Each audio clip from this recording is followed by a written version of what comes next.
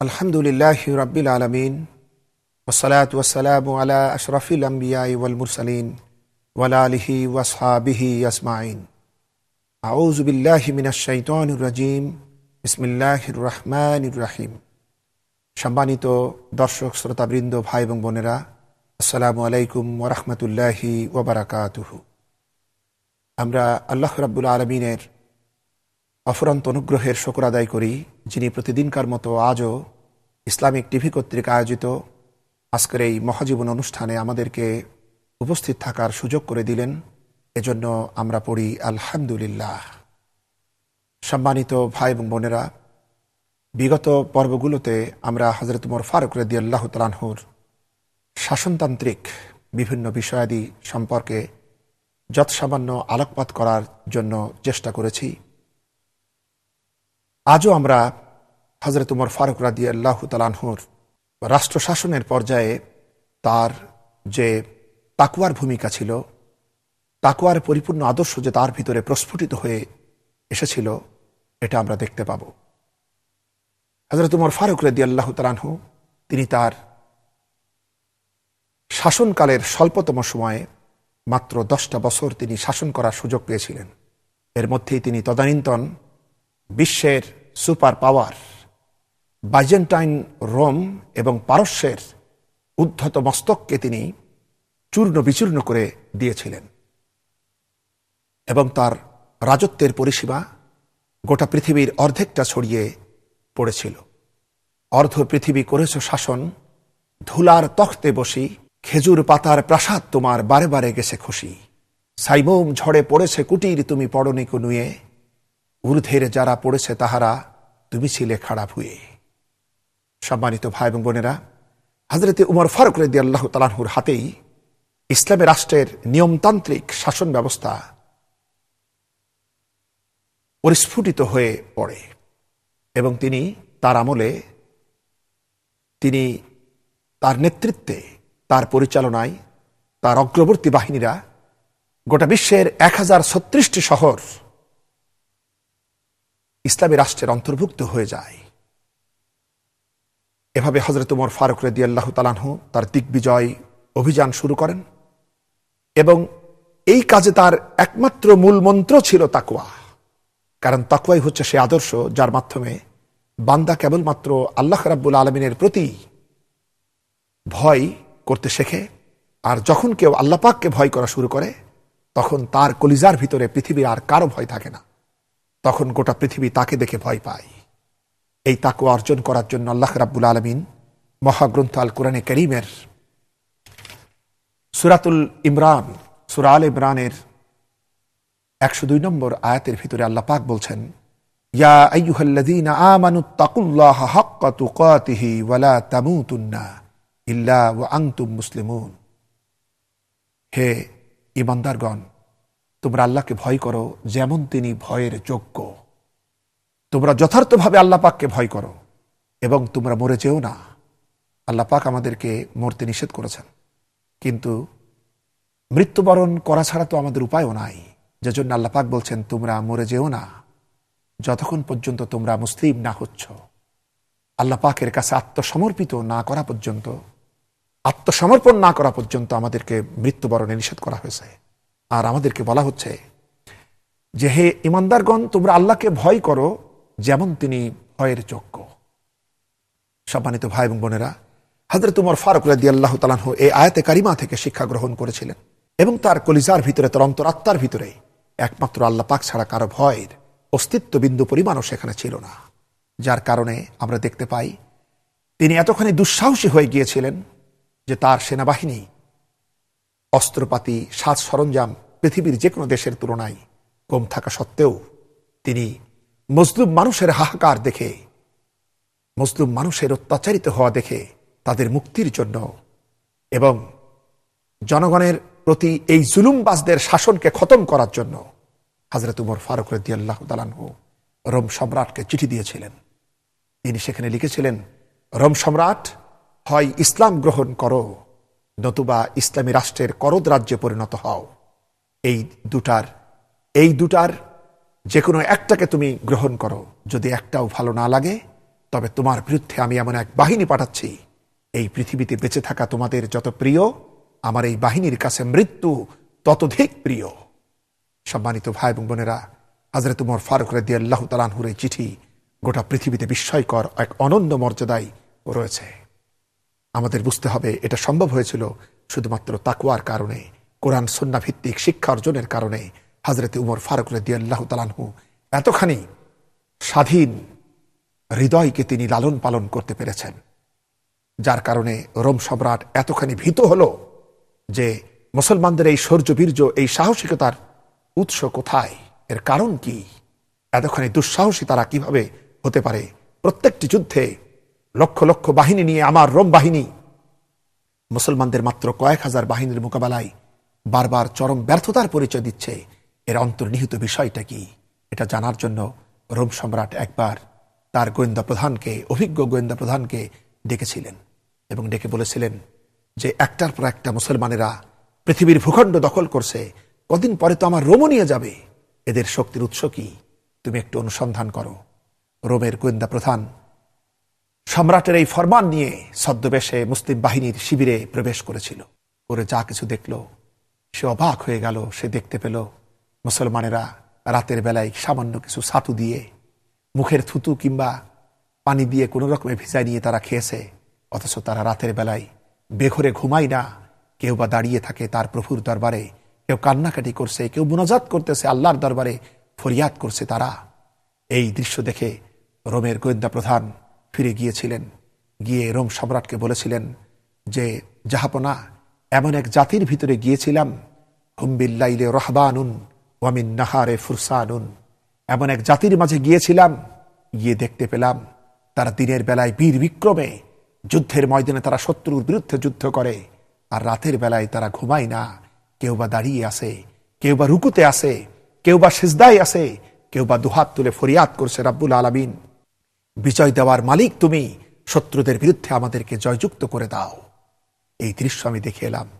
গোয়েন্দা প্রধানের মুখে এই বক্তব্য শ্রবণ করার পর রোম সম্রাট বললেন যে শোনো, যে জাতি দিনের বেলায় যুদ্ধ করে বীরের মতো আর রাতের আধারে তার প্রভুর সাথে কান্নাকাটি করে, সেই জাতির সাথে যুদ্ধ করে পারা যাবে না। তাহলে কি করতে হবে? তখন রোম সম্রাট বললেন, করতে হবে ওই মহাশক্তি, যে মহাপ্রভু, যার সাথে তাদের এই কানেকশন, এইটাকে দূর করে দিতে হবে, তবেই এই জাতির সাথে পারা যাবে। তাহলে কি করতে হবে? তখন তিনি বললেন, এদের ভিতরে বেপরদার প্রচলন করো, এদের ভিতরে নারী নেশা আর বিলাসিতার প্রচলন করো, তাহলেই সেই মহাশক্তি রাব্বুল আলামিনের সাথে তাদের যে কানেকশন, এটা শেষ হয়ে যাবে, তখনই তাদেরকে পরাজিত করা সম্ভব হবে। সম্মানিত ভাই এবং বোনেরা, যখন এদিকে রোমের ময়দানে মুসলিম শিবির থেকে এই ঘটনা যখন যাচ্ছিল, হযরত উমর ফারুক রাদিয়াল্লাহু তাআলা আনহুর বক্তব্য, তার চিঠি, তার যে নির্দেশনা অনুসরণ করে বিশ্বের দিকে দিকে মুসলিম সেনাবাহিনী যখন ছড়িয়ে পড়ছিল রোমের ময়দানে, তখন অন্যদিকে এরকমই আরেকটি চিত্র আমরা দেখতে পাই। শাসকবর্গ যখন তাকওয়ার অধিকারী হয়, তখন তাদের এই প্রভাব তাদের পদস্থ কর্মকর্তাদের উপরও কতখানি পড়ে তা আমরা দেখতে পাই। অন্যদিকে পারস্য বিজয়ের জন্য হযরত উমর ফারুক রাদিয়াল্লাহু তাআলা আনহু পাঠিয়ে দিয়েছিলেন আশরায়ে মুবাশশারা অন্তর্ভুক্ত সাহাবা, রাসূল পাক সাল্লাল্লাহু আলাইহি ওয়াসাল্লামের প্রিয় সাহাবা হযরত সাদ বিন আবি ওয়াক্কাস রাদিয়াল্লাহু তাআলা আনহুকে তিনি পাঠিয়েছিলেন পারস্য বিজয়ের জন্য। তার সাথে ছিল তখন ৩০,০০০ মুসলিম সেনাবাহিনী। তিনি যখন একের পর এক পারস্যের এক একটা ভূখণ্ড তিনি দখল করছিলেন, এই অবস্থায় যেতে যেতে তিনি যখন বাহরাশির অথবা নাহারশির, দুটি বর্ণনায় আমরা ইতিহাসে পাই, যখন এই শহরটা তিনি দখল করলেন, দখল করে তিনি তার বাহিনীকে এগিয়ে নিয়ে চললেন, তিনি তখন দজলা নদীর পাড়ে গিয়ে পৌঁছলেন। খরস্রোতা দজলার দুকুল প্লাবী স্রোত তখন শ্রাবণের ঘন রাত্রিতে দুকুল প্লাবী স্রোত তখন প্রবাহিত হচ্ছিল। হযরত সাদ বিন আবি ওয়াক্কাস রাদিয়াল্লাহু তাআলা আনহু পারস্যের এই বহরাশির দখল করার পর এই নদীর ওপারে রয়েছে মাদায়েন শহর। তিনি তখন তার সহযাত্রী সৈন্যবাহিনীকে লক্ষ্য করে বললেন, ও রাসূল পাক সাল্লাল্লাহু আলাইহি ওয়াসাল্লামের সাহাবারা, তোমরা কি ইসলামের সীমানা এ পর্যন্তই রাখতে চাও, নাকি নদীর ওপারেও আফ্রিকার ভূখণ্ডও তোমরা নিয়ে যেতে চাও? উপস্থিত সৈন্যবাহিনী তারা সকলে সমস্বরে জবাব দিলেন যে আমরা ইসলামের সীমানা নদীর ওপারেও নিয়ে যেতে চাই। তখন হযরতে সাদ বিন আবি ওয়াক্কাস রাদিয়াল্লাহু তাআলা আনহু লক্ষ্য করলেন যে নদীর ধারে কোনো নৌকা নাই, কোনো জাহাজ নাই, চলাচলের কোনো সাঁকো নাই, বরং খরস্রোতা প্রবল উর্মিমালা সমৃদ্ধ দসলা নদী। তখন তিনি তার সহযাত্রীদেরকে বললেন, তাহলে তোমরা আমার সাথে পড়ো, নাস্তাঈনু বিল্লাহি ওয়া নাতাওয়াক্কালু আলাইহি হাসবুনাল্লাহু ওয়া নি'মাল ওয়াকিল ওয়া নি'মাল মাওলা ওয়া নি'মান নাসির লা হাওলা ওয়ালা কুওয়াতা ইল্লা বিল্লাহিল আলিয়্যিল আযীম। তিনি তখন বললেন, হে আল্লাহ, আমরা তোমারই অনুগ্রহ চাই, তোমারই সাহায্য চাই, কারণ তুমি আমাদের অভিভাবক এবং তুমি তো উত্তম অভিভাবক, আর তুমি ছাড়া শক্তির উৎস তো কেউ নাই। এই কথা বলে হযরত সাদ বিন আবি ওয়াক্কাস রাদিয়াল্লাহু তাআলা আনহু তার ঘোড়া সহ খরস্রোতা নদীর উপরে তিনি ঝাঁপায় পড়লেন। তাকওয়ার যে সুরক্ষিত বর্ম তাদের ভিতরে ছিল, তার সাথে সাথে ৩০,০০০ সৈন্যবাহিনী, তারা সকলেই দজলা নদীর উপরে ঝাঁপিয়ে পড়ল। ডক্টর ইকবাল বড় সুন্দর করে বলেছেন, আয়ে মৌত দজলা, তিনি বলছেন, হে দজলা, হে টাইগ্রিসের উত্তাল উর্মিমালা, নিশ্চয়ই তোমার ভুলে যাওয়ার কথা নয়। শ্রাবণের খরস্রোতা রাতের ঘন কৃষ্ণ রজনীতে তোমার স্রোতের উপরে, তোমার বুকের উপরে আমরা ঘোড়া দাবড়িয়ে আফ্রিকার ভূখণ্ডে আমরা কলেমার পতাকা উড্ডয়ন করেছিলাম। আমরা ছিলাম সেই মুসলমান। সম্মানিত ভাই এবং বোনেরা, হযরত সাদ বিন আবি ওয়াক্কাস রাদিয়াল্লাহু তাআলা আনহুর নেতৃত্বে মুসলিম সেনাবাহিনী যখন নদীর বুকের উপর থেকে ঘোড়া দাবড়িয়ে যখন সামনে এগোতে লাগলো, রোমের পারস্যের সৈন্যরা তারা দূর থেকে এই দৃশ্য দেখে তারা বলতে লাগলো, এ যেন মানুষ নয়, দৈত্য আসছে, জিন আসছে, তোমরা পালাও। শেষে গণ পলায়ন শুরু হয়ে গেল, সকলে পালাতে থাকলো। সাদ বিন আবি ওয়াক্কাস রাদিয়াল্লাহু তাআলা আনহু তিনি এবার ঘোড়া সহ তার সোলজার সহ তারা যখন নদীর পাড়ে উঠলেন, অপর পাড়ে, তখন তিনি তার সাথীদেরকে লক্ষ্য করে বলছেন, ও মুসলিম সেনাবাহিনীরা, ও আমার সাথীরা, শোনো, তোমাদের কারো কি কোনো কিছু হারিয়ে গিয়েছে নাকি? সৈন্যরা বললেন, না, আমাদের কোনো কিছু হারাই নাই। একজন ব্যক্তি বললেন, আমার একটি পানির কাঠের পেয়ালা ছিল, এই পেয়ালাটা আমি পাচ্ছি না, হারিয়ে গেছে বোধহয়। হযরত সাদ বিন আবি ওয়াক্কাস রাদিয়াল্লাহু তাআলা আনহু বললেন যে, যারা আল্লাহর পথে মুজাহিদ হয় তাদের কোনো কিছু হারাই না, তুমি নিশ্চিত থাকো তোমারটা হারাবে না। এই বক্তব্য তিনি দিচ্ছেন, আর হঠাৎ করে দেখা গেল তুফানের ধাক্কায়, স্রোতের ধাক্কায় সেই পেয়ালাটা সেই সাহাবীর সামনে এসে পড়ে গেল। সুবহানাল্লাহি বিহামদিহি। হযরত সাদ বিন আবি ওয়াক্কাস রাদিয়াল্লাহু তাআলা আনহু সম্মুখে অগ্রসর হলেন। প্রথমে তাদেরকে জায়গা দেয়া হলো একটি জঙ্গলের ভিতরে। লোকের অবহেলায় সেখানকার লোকেরা জায়গা দিল। তাদের ইচ্ছা ছিল এই যে সাদ বিন আবি ওয়াক্কাস যাতে আফ্রিকার এই জঙ্গলের ভিতরে থাকতে থাকতে হিংস্র প্রাণীরা যাতে তাদেরকে শেষ করে দেয়। কিন্তু তারা অবাক হয়ে দেখল, ইতিহাস সাক্ষ্য প্রদান করছে, হযরত সাদ বিন আবি ওয়াক্কাস রাদিয়াল্লাহু তাআলা আনহু রাসূলের সাহাবীদেরকে এবং মুসলিম সেনাবাহিনীদেরকে নিয়ে তিনি সেই জঙ্গলের ভিতরে ঢুকলেন। প্রথমে ঢুকে সেখানে একটি মেম্বর তৈরি করলেন। এরপরে সেই মেম্বরের উপরে দাঁড়িয়ে তিনি বক্তব্য প্রদান করলেন, হে জঙ্গলি প্রাণীরা শোনো, হে জঙ্গলের হিংস্র প্রাণীরা শোনো। লোকেরা মনে করতে লাগলো যে এটা কি ধরনের পাগলের প্রলাপ, জঙ্গলি প্রাণীরা কি মানুষের কথা শোনে? কিন্তু ইতিহাস সাক্ষ্য দেয়, হযরত সাদ বিন আবি ওয়াক্কাস রাদিয়াল্লাহু তাআলা আনহু তিনি যখন বক্তব্য দিতে লাগলেন, হে জঙ্গলের হিংস্র প্রাণীরা শোনো, আমরা রাসূলের সাহাবারা, আমরা এখানে এসেছি ইসলাম প্রচারের জন্য, আমরা এখানে থাকবো, আমরা এখানে রাত কাটাবো, তোমরা মেহেরবানি করে আমাদের জন্য জায়গা ছেড়ে দাও, আর যদি তোমরা জায়গা না ছেড়ো তরবারি দিয়ে তোমাদের ফয়সালা করা হবে। হযরত সাদ বিন আবি ওয়াক্কাস রাদিয়াল্লাহু তাআলা আনহুর এই বক্তব্যের পর দেখা গেল হিংস্র প্রাণীরা, বাঘের লাইনে বাঘ, সাপের লাইনে সাপ, হিংস্র প্রাণীরা তাদের ডিম আর বাচ্চা মুখে নিয়ে যার যার মতো তারা সব এই জায়গা ছেড়ে দিয়ে অন্যত্র চলে গেল। হযরত সাদ বিন আবি ওয়াক্কাস রাদিয়াল্লাহু তাআলা আনহু 3 দিন অপেক্ষার পর তিনি সামনে অগ্রসর হলেন। শ্বেত প্রাসাদ ছিল সামনে, তিনি সেখানে অগ্রসর হলেন, দেখলেন কেউ নাই, সব তাদের অগাধ ধনরাশি সহ সব ফেলে থুয়ে তারা সব চলে গেছে ভিন্ন জায়গায়। হযরত সাদ বিন আবি ওয়াক্কাস রাদিয়াল্লাহু তাআলা আনহু তখন তিনি সেই শ্বেত প্রাসাদের উপরে উঠলেন। তিনি সেখানে গিয়ে 8 রাকাত, একটা সালামে তিনি 8টা রাকাত আল্লাহ পাকের শুকরিয়া স্বরূপ নামাজ আদায় করলেন। এবং তিনি এখানে ইরাকের ভূমির প্রথম জুমার নামাজ তিনি এখানে আদায় করেছিলেন এবং তিনি তার পবিত্র জবানে কোরআনে কারীমের এই আয়াতে কারিমা তিনি তেলাওয়াত করেছিলেন। এখানকার সুন্দর সবুজ শ্যামলিমা আর নয়নাভিরাম দৃশ্য আর চতুর্দিকের বালাখানা সৌধ ইমারত দেখে তিনি স্বতঃস্ফূর্তভাবে তার জবানে এই আয়াতে কারিমা প্রস্ফুটিত হয়ে উঠল। তিনি পড়লেন সূরা দুখান ৪৪ নম্বর সূরার ২৫ থেকে ২৯ নম্বর আয়াত তিনি তেলাওয়াত করেছিলেন। কাম তারাকু মিন জান্নাতি ওয়া উয়ুনিন ওয়া সুরুই ওয়া মাকামিন কারীম। তিনি পড়লেন ওরা পিছনে রেখে গেল কত শত উদ্যান, কত প্রস্রবণ, কত ঝর্ণাধারা তারা পিছনে ফেলে গেল। আর তারা রেখে গেল কত সবুজ শ্যামলিমা, কত শস্য ক্ষেত, কত সুরম্য প্রাসাদ। ওয়া না'মাতিন কানু ফিহা ফাকিহিন, আর কত বিলাসবহুল উপকরণ যাতে তারা আনন্দ লাভ করত। কাযালিকা ওয়া আওরাসনাহা কাওমান আখারিন। এরূপই হলো, আল্লাহর হুকুমে এরকমই ঘটল। এবং আল্লাহ পাক বলছেন, আমি এরপরে এই সমুদয় সম্পদের উত্তরাধিকারী করলাম ভিন্ন সম্প্রদায়কে। ফামা বাকাত আলাইহিমুস সামাউ ওয়াল আরদু মা কানু মুনসারিন। এবং এরপরে আকাশ ও পৃথিবীর কেউ তাদের জন্য অশ্রুপাত করে নাই, কেউ তাদের জন্য কাঁদে নাই। তারা এভাবে সব হারালো। এরপরে হযরত সাদ বিন আবি ওয়াক্কাস রাদিয়াল্লাহু তাআলা আনহু পারস্য সম্রাটের এই বিশাল কোষাগার তিনি আয়ত্ত লাভ করলেন। এবং এখানকার সম্পদরাজি দেখে সাহাবে کرام বিস্ময়ে হতবাক হয়ে গেলেন।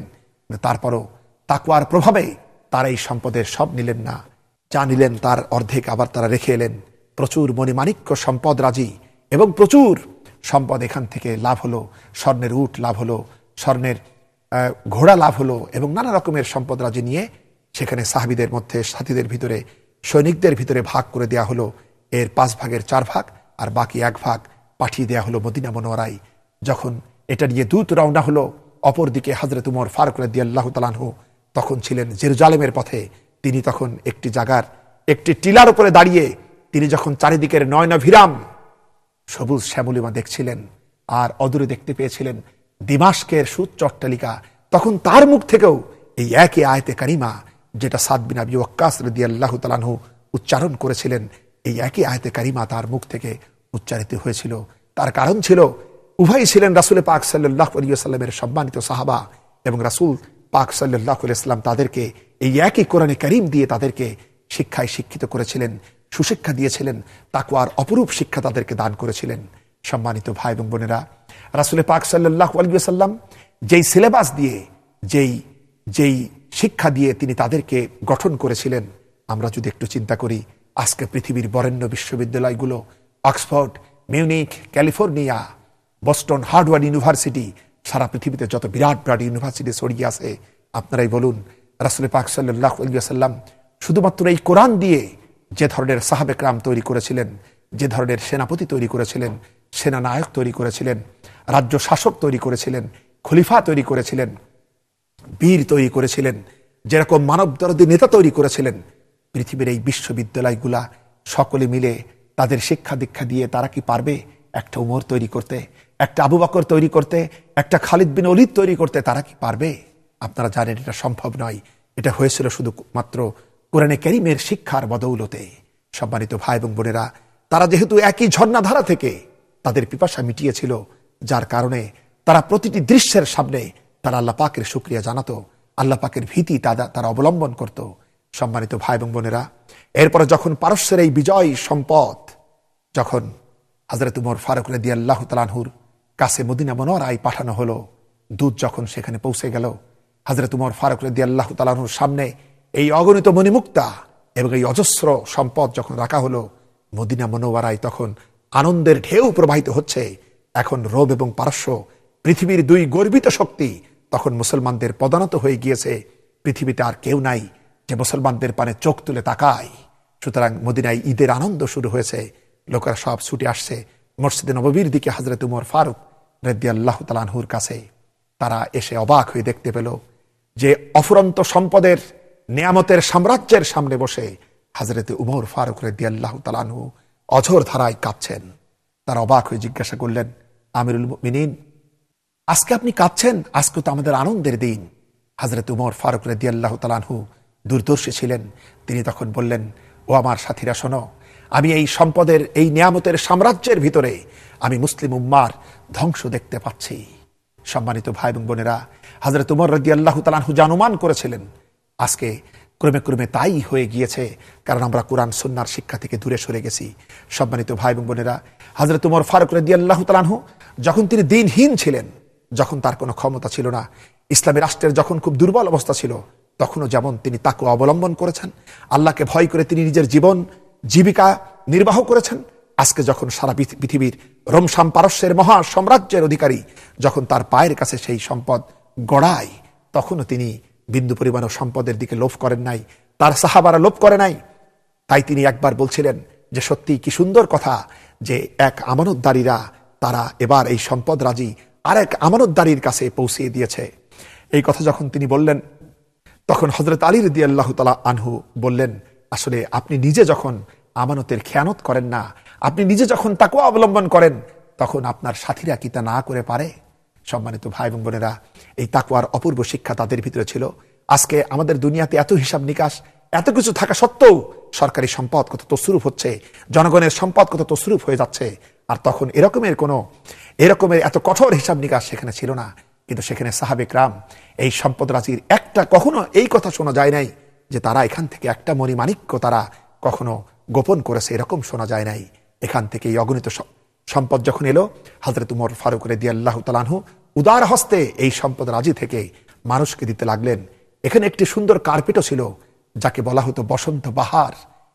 এই কার্পেটে রোম সাম্রাজ্যের সকল নৈসর্গিক প্রাকৃতিক সৌন্দর্য এই কার্পেটের উপরে অঙ্কিত ছিল। বসন্তকালে রোম সম্রাট এই পারস্য সম্রাট এই কার্পেটের উপরে বসে আল্লাহর নাফরমানি করে মদ গিলত। সেই কার্পেট যখন মুসলমানদের কাছে এলো, এই কার্পেটটা কি করা যায়, এই সুন্দর কার্পেটটা কি করা যায়, কেউ কেউ বললেন এটা রাখা যাক। কিন্তু পৃথিবীর কোনো সৌন্দর্যের কোনো মূল্য এদের কাছে ছিল না। তাদের লক্ষ্য ছিল আখিরাত, তাদের লক্ষ্য ছিল জান্নাত। যার কারণে তারা বললেন না, এই সব সম্পদই এমনকি কার্পেটটাও সমবন্টন করে সকলের মাঝে দিয়ে ইনসাফের দৃষ্টান্ত স্থাপন করা হোক। এরপরে এই সুন্দর কার্পেটটাকেও টুকরা টুকরা করা হলো এবং সাহাবীদের ভিতরে বন্টন করে দেয়া হলো। হযরত আলী রাদিয়াল্লাহু তাআলা আনহুর ভাগে যেটা পড়েছিল সেটা খুব একটা সুন্দর ছিল না সেইটা, তারপরও তিনি সেটা প্রায় 20 থেকে 30,000 দিরহাম মূল্যে এটা বিক্রয় করতে পেরেছিলেন। সম্মানিত ভাই এবং বোনেরা, তাকওয়ার কারণে, তাদের এই যোগ্যতার কারণে, আল্লাহ ভীতির কারণে তারা তাদের পরীক্ষায়, এই শান শওকত, এই বিলাসিতার পরীক্ষায়ও তারা উত্তীর্ণ হয়েছেন এবং সকল ক্ষেত্রে তারা প্রমাণ করেছেন আল্লাহ পাকই হচ্ছেন সর্বশ্রেষ্ঠ। তারই দাসত্ব, তার গোলামি আমাদের জীবনের সব ক্ষেত্রে করতে হবে, এ থেকে আমাদের কোনো মুক্তি নাই। সম্মানিত ভাই এবং বোনেরা, আসুন আমরা খোলাফা রাশিদিনের এই মহান শিক্ষাকে নিজের জীবনে লালন করি, নির্লোভ জীবন যাপন করি এবং সংযম, আত্মসংযম এবং আত্মশুদ্ধি অর্জন করি। আল্লাহ আমাদের সবাইকে হেদায়েত করুন। আমরা সকলেই পড়ি আমিন। আখিরি দাওয়ানা আনিল হামদুলিল্লাহি রাব্বিল আলামিন। আসসালামু আলাইকুম ওয়া রাহমাতুল্লাহি ওয়া বারাকাতুহু।